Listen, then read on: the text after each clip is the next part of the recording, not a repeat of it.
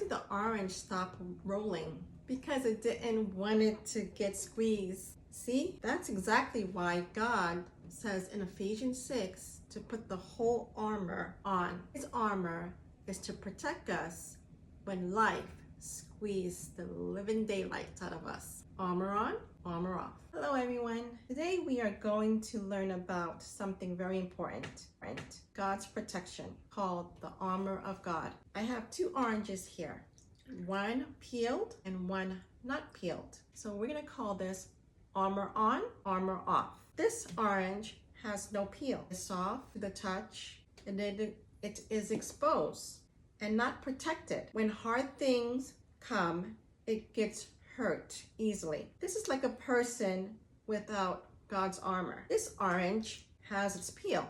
It's covered, protected, and stronger on the outside. So when pressure comes, it can handle it better.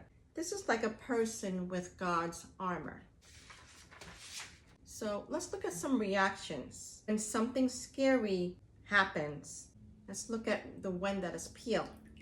When something scary happens, how do you feel? You may feel overwhelmed. You may not know what to do. You may react quickly or fall apart or get upset. But when with the unpeeled one and you have the armor on, then you can remember that God is with you. You can pause and think more clearly. You can choose to do what you feel is right to do. You can remember God's promises that He will never leave you nor forsake you. You can study those promises that give you peace, that talks about trust, to talk about how God can help you in certain situations. So when we have our armor on, we are fully protected.